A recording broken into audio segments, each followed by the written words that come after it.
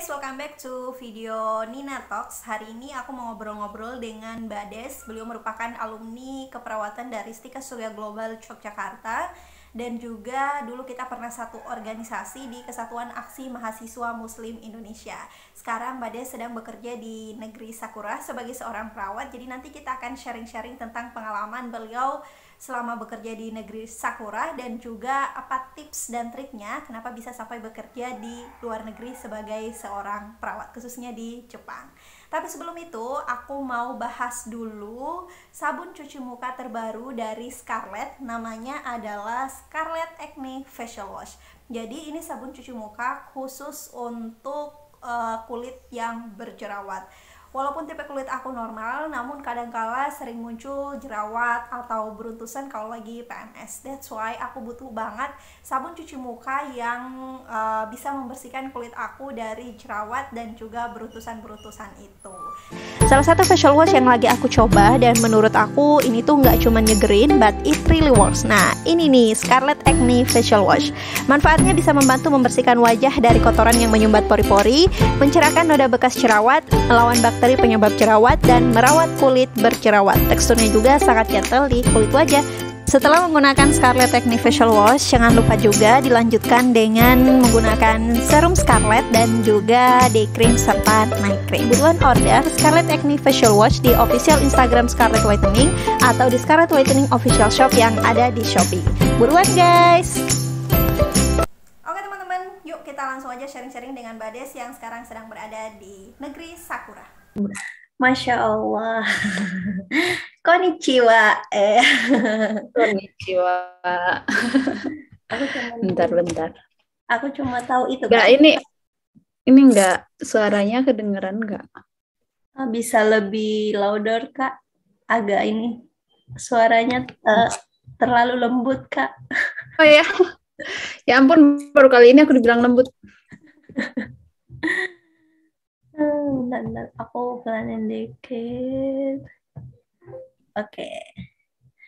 Kak Desi, berarti di situ jam 9 ya, Kak? Jam 9 kurang 1 menit. Wih, udah pulang, Kak? Atau gimana ini? Hari ini libur ya? Ini libur. Ini udah mulai recording ya? Oh iya Kak, tapi nanti di-cut kok. Tapi udah. Oh ya.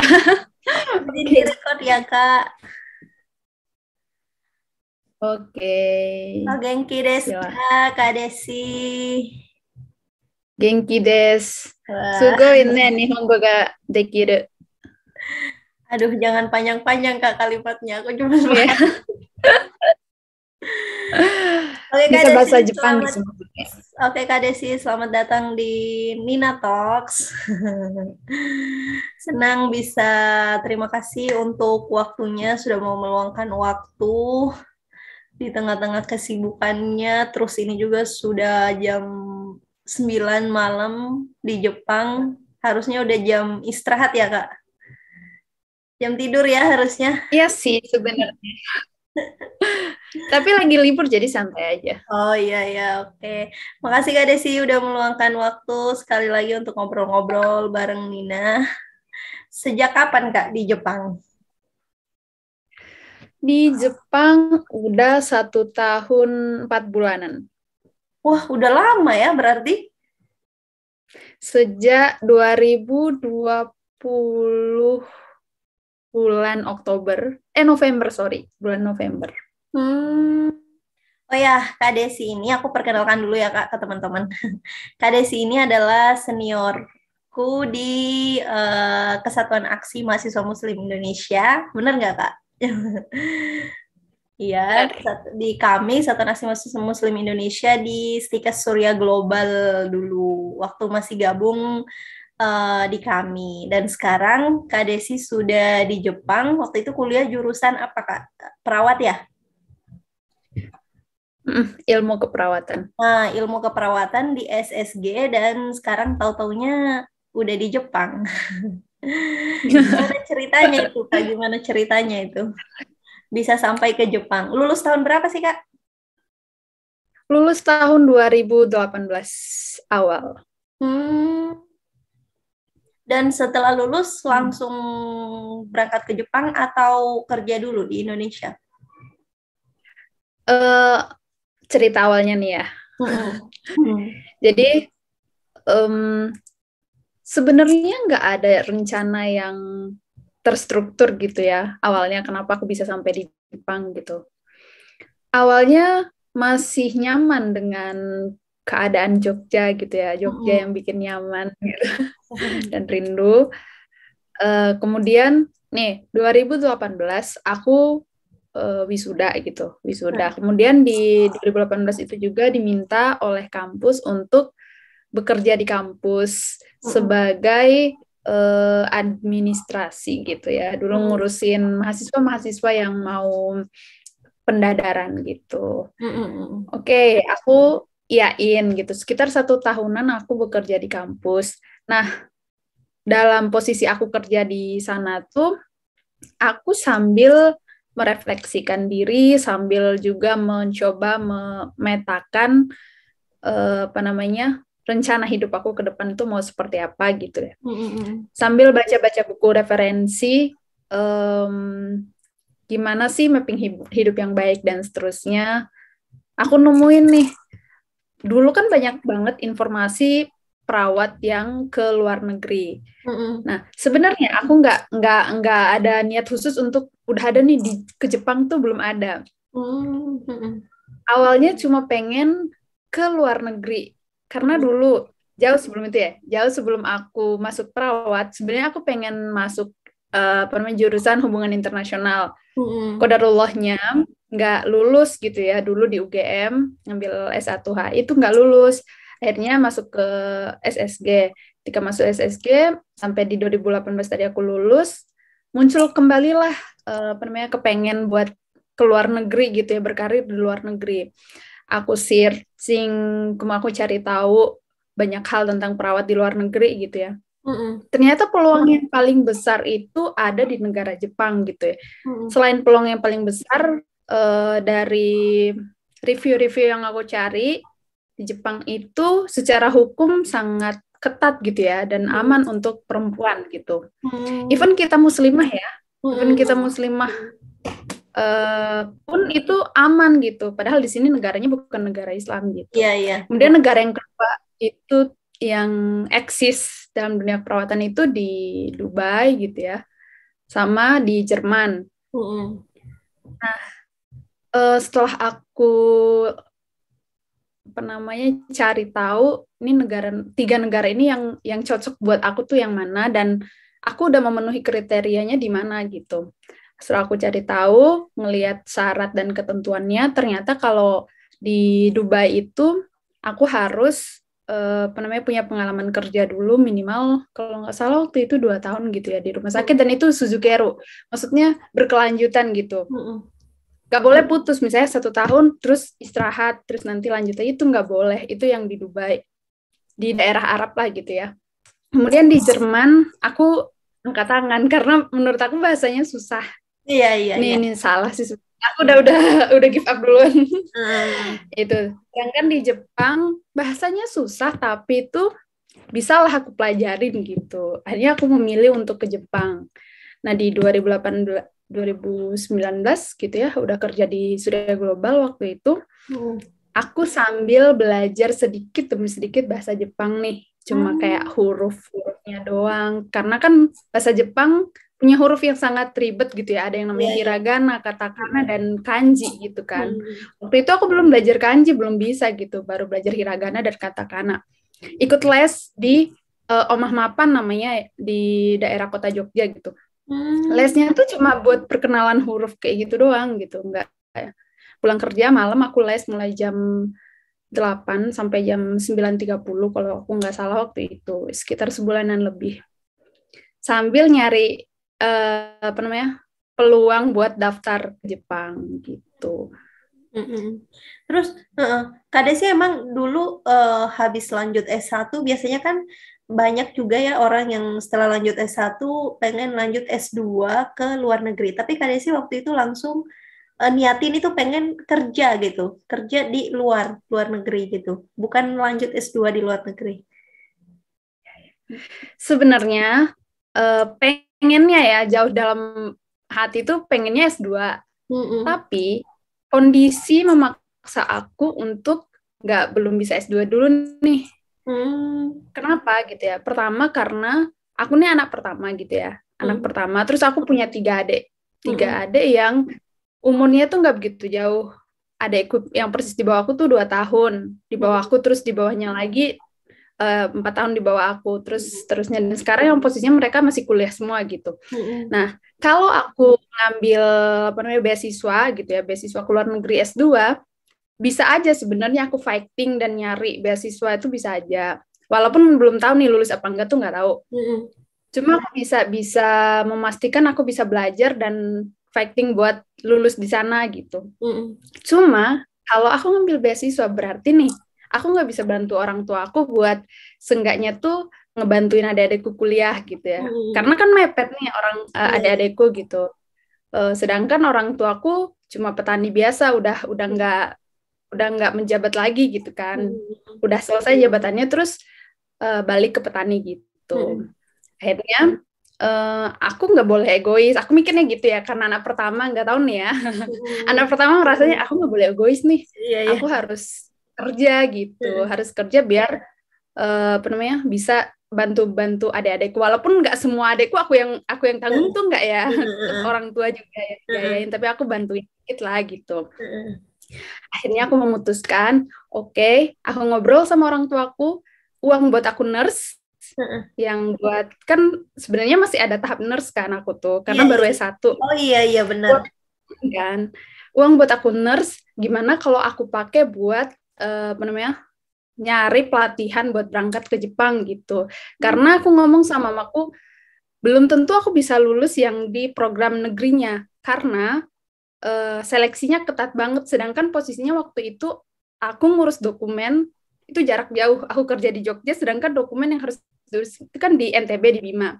Aku akhirnya kecolongan di sana, kekurangan 1 dokumen, jadi nggak bisa lewat program pemerintah yang gratis itu. Jadi aku minta uang yang buat nurse itu dipakai buat aku pelatihan di lembaga swasta gitu.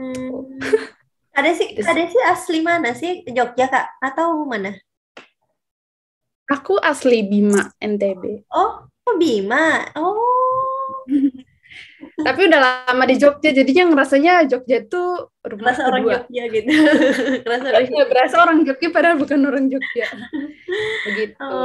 Terus Kak, waktu yang fighting terus ikut belajar ikut les yang bahasa Jepang untuk penulisannya itu waktu itu belum daftar Kak, tapi udah ikut les berapa lama Kak akhirnya bisa? Belum daftar itu belum daftar, aku baru kayak nyiapin diri aja sih, karena aku kan sama sekali nggak tahu gimana bahasa Jepang ya. Kalau orang-orang yang suka anime dan seterusnya kan mereka bisa belajar dari anime, sedangkan aku bukan tipe yang kayak suka anime tuh bukan gitu, suka Jepang karena kulturnya doang gitu. Akhirnya kayaknya aku harus sedikit berkorban untuk les nih gitu ya. Les awal itu cuma buat ngenal huruf, buat pengenalan tentang bahasa Jepang lah gitu. Itu sebulanan lebih. Itu belum daftar ya. Iya, berapa lama Kak belajar bahasa Jepang sampai bisa gitu sebelum daftar? Alurnya sebenarnya setelah ketika aku les di Jogja itu ya, yang sebulanan itu, aku daftar kan habis itu. Aku daftar di program pemerintah, government to government gitu ya, yang G2G pemerintah. Terus aku kecolongan 1 dokumen, akhirnya aku nggak bisa ngurus gitu ya, nggak lulus di seleksi dokumen karena kurang 1 dan mepet banget waktu itu. Aku udah nggak bisa nausimas, nggak bisa memperbaikinya gitu. Ya udahlah, aku akhirnya ya udahlah, kayaknya aku nyari yang swasta aja, aku mikir gitu. Akhirnya setelah aku nyari yang swasta, qadarullah waktu itu nih ada salah satu LPK gitu ya, lembaga pelatihan kerja yang ada di Bandung, datang ke kampus kita gitu. Datang ke kampus kita buat sosialisasi. Sosialisasinya memang nggak di kampus, di hotel, tapi informasinya tuh disampaikan oleh bagian apa ya waktu itu ya, aku lupa. Bimbingan karir, bagian bimbingan karir kampus. Akhirnya aku tahu dari situ, aku daftar. Seleksi pertama itu wawancara, seleksi kedua itu tes psikotes. Terus yang kedua psikotes. Habis itu aku ikut tes online dan alhamdulillah ketiga tes itu lolos. Berangkatlah ke Bandung setelah selesai kontrak yang di Jogja ya, yang di Surya Global. Itu kan selesai.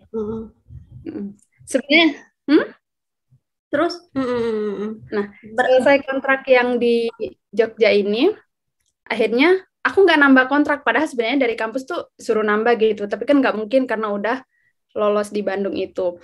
Akhirnya aku berangkat ke Bandung. Awalnya kan aku ikut kelas yang 6 bulan untuk lolos standar bahasa Jepang sebagai seorang perawat itu kan sampai N4 namanya. Jadi ada N5, N4, N3, N2, N1 paling tinggi. Nah, sebagai seorang perawat, minimal sebelum berangkat itu harus punya N4. Aku sebenarnya ikut kelas yang 6 bulan lolos, tapi karena waktu itu ada kelas spesial gitu, jadi kita dimepetkan gitu loh belajarnya jadi 4 bulan. Nah, aku belajar bahasa Jepang sampai lolos N4, sampai bisa dapat N4 itu 4 bulan waktu itu. Gitu, tapi nggak langsung berangkat. Oh, tapi itu udah keterima, Kak? Udah keterima program yang di Jepang ini, udah? Udah, itu udah keterima. Jadi sehari sebelum aku ujian, itu aku ada yang namanya mensetsu dulu. Ketemu sama orang Jepang, wawancara secara langsung ya. Secara langsung, dan aku dinyatakan, oke, kamu diterima bekerja di tempat kami, gitu. Katanya kayak gitu.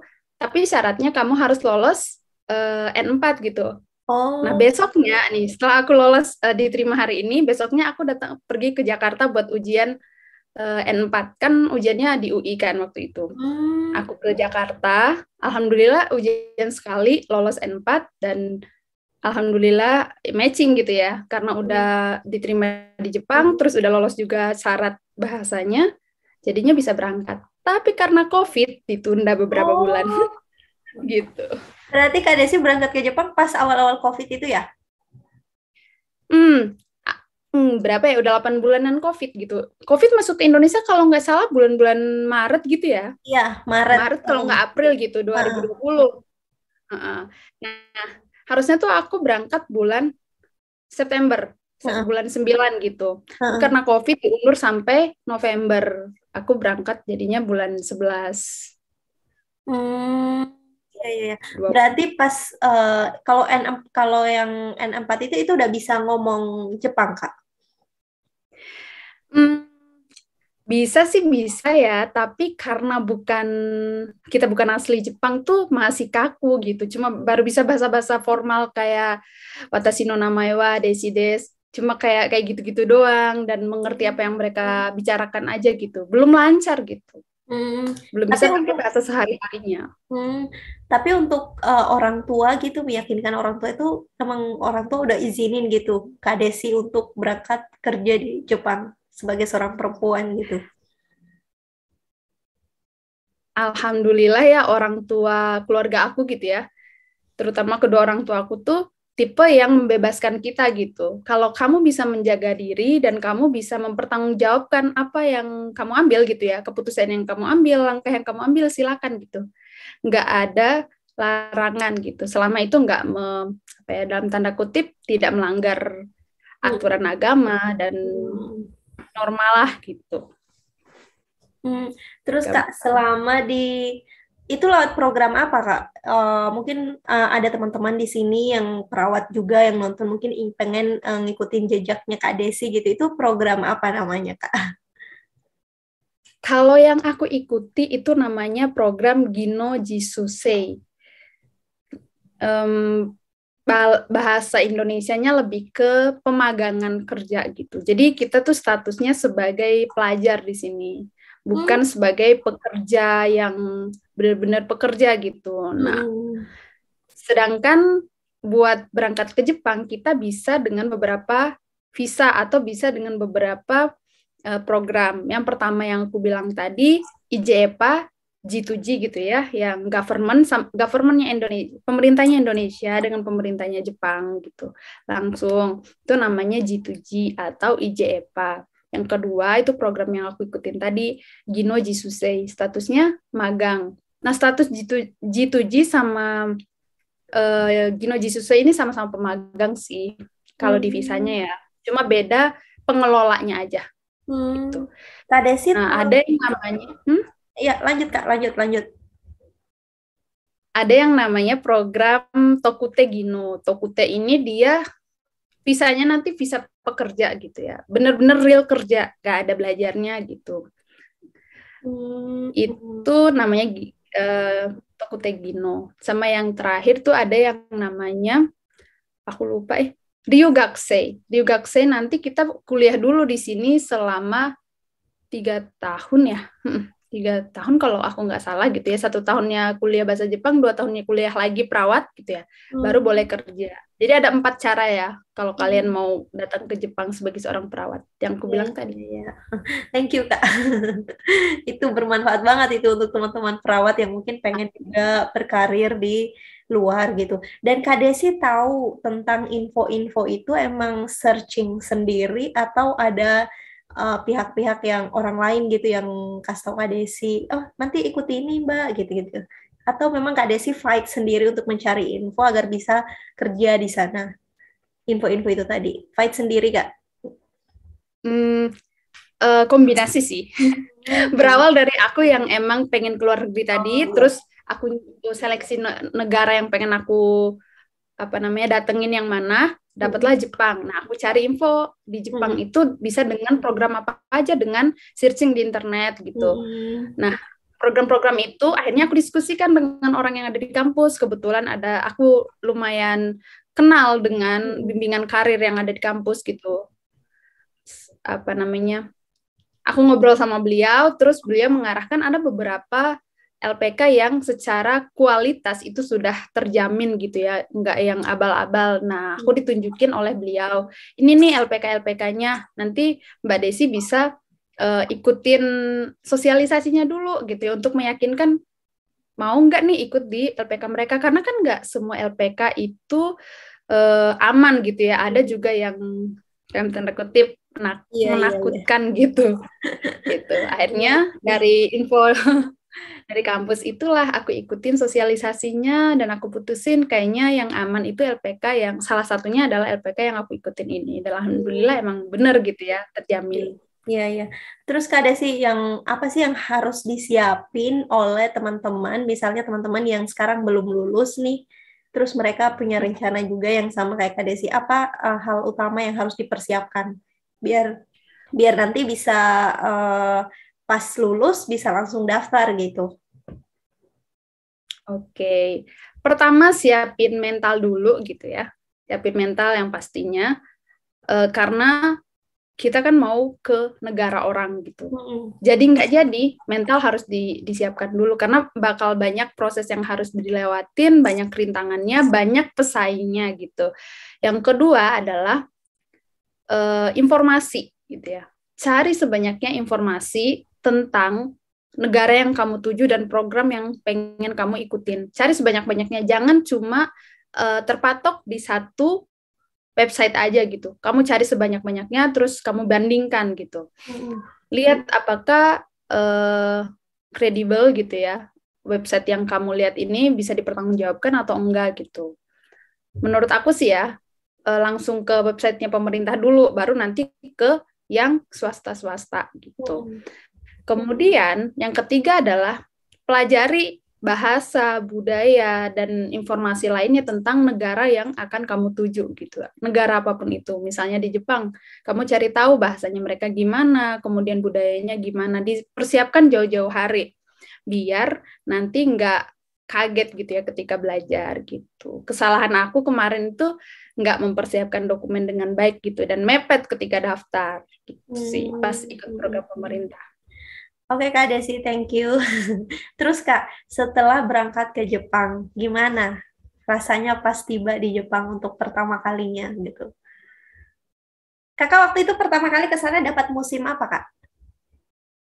Musim gugur. Akhir musim gugur mau masuk musim dingin. Gitu. Gimana Kak rasanya setelah tiba gitu, pas pertama kali tiba di sana? rasanya bahagia banget gitu ya. Iya, ini jujur ya, nggak peres gitu. Bahagia, kenapa? Karena ini yang aku ingin gitu ya. Ini jalan yang benar-benar aku pilih sendiri. Jadi ketika menginjakan kaki di Jepang setelah ditunda beberapa bulan gitu, rasanya finally gitu ya bisa berada di Jepang gitu. Alhamdulillah senang, itu yang pertama. Yang kedua, banyak sekali keberkahan yang aku dapetin ketika di sini dan itu bikin aku tambah bersyukur gitu ya kepada Allah gitu. Kadang kan kita kalau dalam negeri sendiri, di negeri sendiri tuh banyak ngeluhnya nggak sih? Iya. Banyak nggak bersyukurnya gitu. Ketika udah datang ke sini gitu ya, jauh dari negara, jauh dari orang tua gitu ya, menemui lingkungan yang berbeda, akhirnya aku bersyukur, banyak banget bersyukur kepada Allah dengan apa yang udah dikasih gitu ya. Pertama mungkin tempat kerja yang sangat support dengan ibadah gitu. Alhamdulillah kita dikasih kebebasan untuk beribadah, sama sekali nggak dilarang. Termasuk juga dengan menggunakan jilbab gitu. Terus orang-orang yang berada di dekatku juga orang-orangnya sangat baik gitu ya. Nggak ada yang rasis atau gimana gitu. Ini ya khusus lingkungan kerja ya. Kalau di luar kadang-kadang ada sih yang ngelihat aneh gitu ya. Itu ada. Itu sih bahagia. Pernah ngalamin ini nggak Kak, culture shock gitu ketika tinggal beberapa bulan di Jepang? Atau homesick? Kalau homesick mungkin pernah ya Kak? Atau enggak Kak, sama sekali udah betah gitu di Jepang, kamu pulang lagi ke Indonesia? Kalau aku malah kebalik nih, Nin. Kalau orang homesick, kalau aku enggak. Oh, wah. Mungkin karena aku tipe orang yang suka kemana-mana ya, jadi jarang di rumah, jadi biasa aja gitu. Di Jogja juga kan udah sekitar 6 tahun dulu aku di Jogja gitu, jadi biasa aja gitu kalau soal itu. Tapi kalau culture shock gitu ya, di culture shocknya ada. Pertama itu terkait budaya kerja ya. Aku bukan dalam rangka membandingkan ya, ini semua kita bisa ambil yang baiknya gitu ya. Aku kan pernah bekerja di Indonesia yang aku bilang tadi di kampus dulu. Sama sebelum di kampus aku pernah home care di bawah naungan suatu rumah sakit gitulah di Jogja. Dan merasakan cara kerja orang di sini gitu atau budaya kerja orang di sini tuh sangat-sangat berbeda. Dulu mohon maaf gitu ya, aku juga minta maaf sama tempat kerja aku yang dulu gitu. Aku sering datang itu tuh mepet waktu kerja kan dulu. Mepet banget kalau di Jogja. Kadang-kadang bisa lewat 5 menit gitu ya. Misal aku masuk jam 8, kadang aku datang jam 8 lewat 5 menit. Kalau enggak jam 8 kurang 5 menit kayak gitu. Nah, kalau di Jepang pertama kali kerja, aku ingat banget itu tanggal 25 Desember 2020. Masuk nih ya, aku harusnya kerja jam 8. Udah diingetin sama sensei aku, orang Jepang itu kalau kerja 30 menit sebelum jam kerja mereka udah sampai tempat kerja. Dan itu rutin, bukan yang kayak sekali-sekali, itu bukan rutin gitu, Suzuki Mas atau berlanjut gitu ya. Akhirnya kita datang benar-benar 30 menit sebelumnya. Dan ternyata mereka jauh lebih cepet dong. Itu yang pertama. Akhirnya aku yang dulu mikir, masih ada waktu lah buat kayak sekedar siap-siap dulu atau memanfaatkan waktu sebelum kerja tuh buat makan dulu di apartemen atau apa gitu. Nggak bisa, akhirnya harus berangkat kerja lebih awal gitu dari waktu biasanya. Aku kasih contoh yang paling real. Shift paling pagi aku kan itu jam 7 pagi ya. Jam 7 pagi. Itu aku harus datang berarti jam 6.30. Jam 6.30 itu kan harus siap dan berangkat gitu. Berarti aku harus siap-siap makan, terus beres-beres dan seterusnya kan paling enggak jam 5.30 gitu ya. Bayangin itu udah siap kerja gitu. Ya begitulah. Tapi lama-lama jadi terbiasa sih. Terus Kak, suka dukanya, tadi kan kita ada nggak sih Kak hal-hal yang bikin Kak Desi itu nggak, istilahnya itu suka dukanya ketika jadi perawat di Jepang, mungkin ketika bertemu dengan pasien gimana, Kan pasiennya beda-beda karakternya dan rata-rata orang Jepang atau dengan teman-teman kerjanya atau dengan lingkungan sekitar gitu di luar lingkungan kerja itu. Gimana Kak suka dukanya tinggal di Jepang selama kurang lebih 1 tahun? Oke, dukanya dulu ya. Iya, iya. Dukanya itu paling terasa ketika awal-awal aku kesini adalah aku nggak bisa menjelaskan gitu ya. Ketika terjadi sesuatu, misal nih, tentu saja kan kita sebagai orang baru perlu beradaptasi dengan cara kerja orang di sini. Dalam artian kayak misal perban luka, kemudian apa namanya komunikasi terapeutik gitu ya sama pasien. Itu kan beda Indonesia dengan Jepang. Nah, ketika aku melakukan tindakan-tindakan itu nggak sesuai dengan prosedurnya mereka, dan terjadi sesuatu yang mereka nggak inginkan, aku tuh sebenarnya banyak yang ingin aku jelaskan gitu ya secara ilmiah dan seterusnya.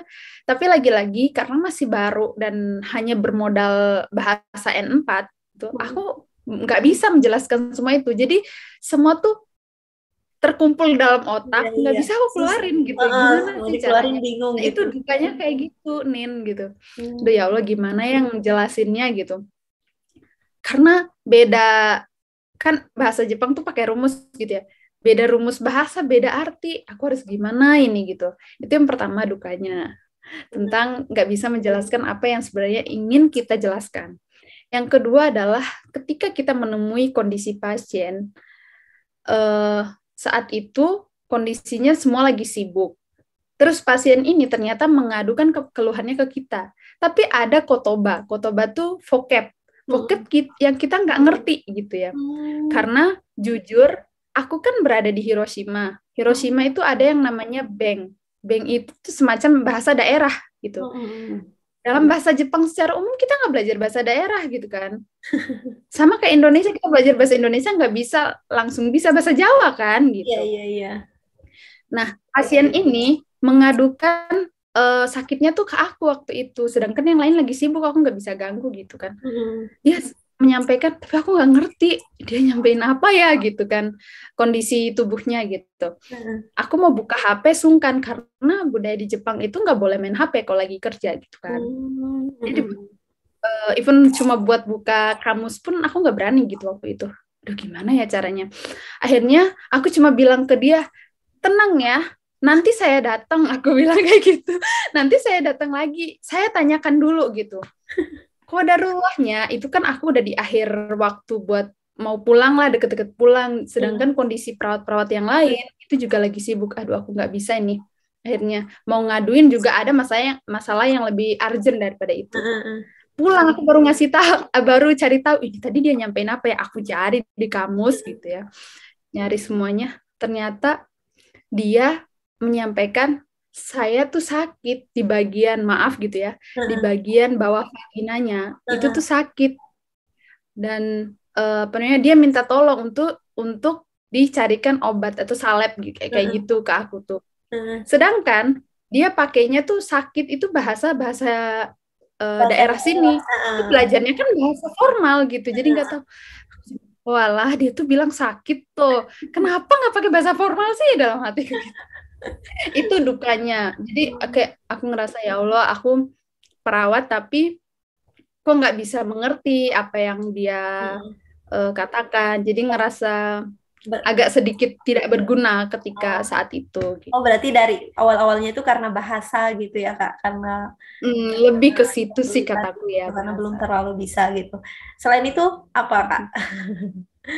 Terus senengnya, kalau duka lebih ke bahasa sih kataku ya. Lebih ke bahasa aja sih. Yang lainnya nggak ada yang terlalu aku notice karena mungkin aku orangnya agak cuek gitu. Kalau bahagianya banyak bener. Tapi mungkin yang paling aku rasakan adalah bahagia bisa bekerja di negara orang dan bisa berkolaborasi dengan mereka gitu. Kita tuh kayak setara gitulah gitu. Walaupun aku posisinya sebagai pelajar gitu, tapi mereka memposisikan aku sebagai sama-sama gitu, setara dengan mereka gitu. Itu bahagianya. Yang kedua, gajinya gede. Ya nggak bisa dipungkirin sih. Ini yang bikin aku bahagia. Maaf ya, bukan Ya, matre, gedenya tapi gedenya itu berapa, Kak? gajinya itu sebenarnya bervariasi ya. Tiap bulan tergantung kita berapa kali masuk shift malam dan berapa kali masuk shift pagi kayak gitu. Tapi rata-rata perawat di Jepang itu gajinya mulai 17 sampai 30 juta gitu. Per Di bulan. antara itu tergantung kita dapatnya di desa, di kota, di daerah, di mana gitu. Dari 17 sampai 30. Wah, Gitu. berarti Kak Desi betah itu di Jepang, nggak usah kerja di Indonesia. Betul, sampai nggak pengen pulang, tapi nggak lah, tetap pulang. Tapi Kak, ini selama di Jepang udah kemana aja Kak? Selama 1 tahun itu? Selain ke rumah Ini sakit menyedihkan. tentunya, selain bekerja tentunya. Udah piknik kemana aja Kak? Sangat menyedihkan ya ketika ditanya seperti ini sama teman-teman. Belum kemana-mana aku, karena lagi COVID kan. Oh, Lagi COVID. benar, Jadi peraturan dari tempat aku kerja juga sangat banget ketat gitu ya. Nggak boleh keluar dari Hiroshima. Itu pada saat COVID itu lagi menurun. Itu nggak boleh keluar dari Hiroshima Ken atau provinsi Hiroshimanya. Sedangkan kalau COVID lagi naik-naiknya, biasanya kita nggak boleh keluar dari Onomichi atau di kota kita gitu. Di kota Onomichi ini nggak boleh keluar. Jadi ketika corona lagi turun, aku paling banter main itu ya cuma ke Genbakudomu, apa monumen bomnya Hiroshima. Itu doang, nggak kemana-mana. Belum kemana-mana. Oke, Kak. Semoga tahun depan COVID baik. Oh iya, berapa lama Kak kontraknya di sana? Kontrak awal sebenarnya 3 tahun. Tahun depan bulan 11 kita udah selesai, itu udah boleh pulang. Tapi apa namanya, direktur kita tuh sedang membujuk-bujuk kita, please lah 5 tahun minimal, jangan 3 tahun gitu. Tapi kita belum memutuskan sih, masih banyak yang aku pertimbangkan gitu. Tapi ada rencana balik ke Indonesia Kak? Atau mau di sana? Balik ke Indonesia, tetap balik ya. Kalau aku sendiri 3 tahun nanti di 2023, itu aku pengen balik dulu ke Indonesia, mau ngikut apa namanya, seleksi beasiswa dulu. Nanti kalau aku nggak tahu ya jodohnya di mana gitu ya nanti. Iya. Kalau jodohnya itu balik lagi ke sini, berarti mungkin aku bakal kerja lagi. Tapi kalau jodohnya aku lanjut S2 gitu ya. S2-nya pengennya di Jepang juga gitu. Makanya pulang ke Indonesia buat ikut ujian S2-nya gitu. Iya, bukan ujian S2, ujian beasiswanya. Nah, itu kan harus pulang ke Indonesia. Itu kalau lolos berarti aku lanjut S2 gitu ya. Kalau nggak lolos berarti lanjut kerja. Ada lagi satu domain. Kalau yang datang duluan jodoh, nanti diskusi sama jodohnya mau gimana. Harapannya yang datang duluan apa Kak? Beasiswa, lanjut kerja, atau yang satunya? Aduh. Karena aku penganut bukan penganut, enggak ya. Karena aku salah satu orang yang percaya ada yang namanya dikotomi. Apa itu Kak? Pernah denger stoik kan gitu, stoikisme atau stoikism gitu. Aku serahkan ke Allah gitu. Aku nggak mau aku yang nentuin, takutnya nanti ada apa ya, kecenderungan duniawi dan seterusnya. Aku nggak pengen, jadi pengennya Allah yang nentuin. Kalau nanti jodoh yang duluan datang berarti itu yang terbaik buat aku gitu. Kalau duluan beasiswanya berarti beasiswa, tapi kalau aku harus lanjut kerja berarti lanjut kerja. Ya, semoga. Tapi aku siapin semuanya gitu. Yes, semoga datangnya barengan Kak, semuanya gitu sama-sama. Ya, amin. Terus Kak Desi di sana biaya hidupnya mahal nggak Kak? Kalau dibanding Indonesia jelas mahal, tapi kan sesuai juga kan sama nilai uang yang ada di sini. Kalau per bulan itu bisa habis berapa Kak untuk biaya hidup? Biaya hidup di sini maksudnya makan? Ya, biaya makan sama tempat tinggal gitu. Oh, kalau makan Tiap orang beda ya. Kalau aku makan itu nggak terlalu banyak gitu, cuma habis sekitar 2 sampai 3 juta. Itu paling banyak makan tuh. 2 sampai 3 juta itu sebulan. Tapi kalau tempat tinggal mau nggak mau kan ini sudah jadi ketetapan. Aku tuh karena berempat gitu ya, berempat sama teman-teman, bayar apartemennya dibagi 4 gitu. Biayanya itu 9 juta, itu dibagi berempat. Jadi satu orang 2 jutaan. Iya nggak sih? Ya, 2 jutaan lebih dikit. Itu buat tempat tinggal. Jadi tempat tinggal 2 juta, anggaplah 2,5 juta, terus makan 2,5 juta, itu udah 5 juta. Belum listrik, air, sama gas. Beda lagi. Iya. Mahal Tapi sih. Kak Desi tinggal sama orang Indonesia atau sama orang Jepang? Kalau dalam satu rumah, ini Indonesia semua. Jadi rumah kita tuh ada 4 kamar gitu ya. 4 kamar ini orang Indonesia semua. Tapi kalau dalam satu gedung apartemen gitu, sama orang Jepang juga. Jadi beda nomor rumah gitu. Tapi Kak Desi sekarang bahasa Jepangnya udah lancar, Kak? Mungkin bahasa-bahasa yang gak baku udah lumayan. Udah bisa lah ya, Kak, ngomong gitu, ngobrol gitu dengan orang Jepang. Nah, terakhir, Kak, nanti Nina mau Kak Desi closing statement-nya pakai bahasa Jepang, boleh ya? Boleh. Tapi apa nih yang mau diomongin? Enggak, nanti ini pesan-pesan dulu, Kak. Terakhir, pesan-pesan untuk anak-anak muda gitu, yang junior-junior Kak Desi, mungkin anak-anak perawat yang di Stika Surya Global, atau anak-anak perawat yang di Indonesia lah yang pengen berkarir juga. Oh, ternyata kan kadang ada yang kuliah perawat terus di situ nggak tahu gitu, pulang magang gitu. Padahal ternyata bisa loh, ternyata ada jalur untuk berkarir juga di luar negeri seperti Kak Desi gitu. Pesan-pesannya apa, Kak? Biar mereka semangat gitu. Untuk anak muda juga selain anak perawat tentunya. Iya, yes. Oke.